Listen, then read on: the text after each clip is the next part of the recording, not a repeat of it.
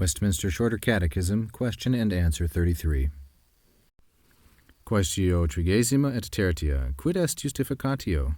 Responsio, justificatio est actus gratiae Dei gratuitae, quo peccata nobis condonat omnia, nosque tanquam justos in conspectu suo accipit, propter solam Christi justitiam, nobis imputatam, ac perfidem tantum apprehensam.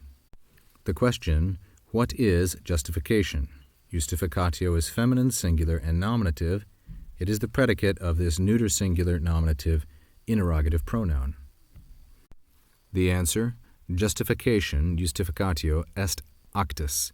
So here we have subject, justificatio, feminine singular nominative, and predicate, actus, masculine singular nominative, the predicate. Justification is an act, or an action, gratiae Dei gratuitae. It is an act of the grace of God, gratiae, feminine singular and genitive, with Dei, masculine singular genitive of possession, and the modifying adjective gratuitae, which is the same gender number and case as gratiae.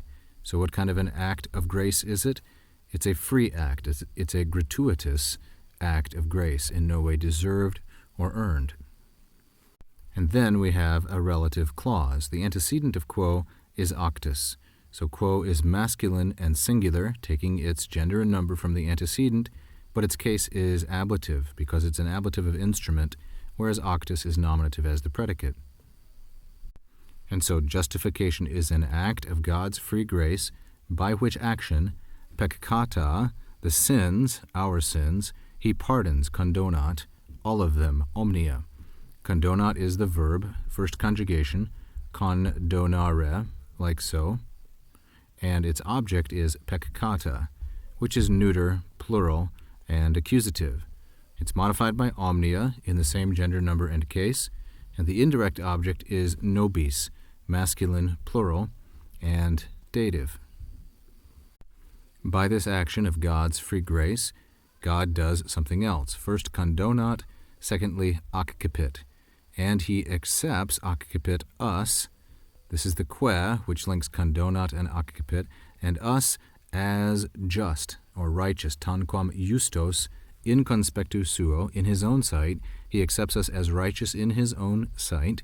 In conspectu suo, conspectu and suo is masculine, singular, and ablative. Ablative as the object of the preposition, ablativus localis, and conspectu, fourth declension. Accipit is present tense, just like condonat. And now there is a prepositional phrase, propter, which will tell us why God does these two things by means of this actus of his gratuitous grace. Because of solam justitiam, the righteousness of Christ alone, or solely. The preposition propter takes always and only the accusative. Thus justitiam is the feminine singular accusative object, modified by solam. Because of the righteousness of Christ only, Christi, masculine, singular, and genitive of possession. And then there are two additional modifiers with justitiam.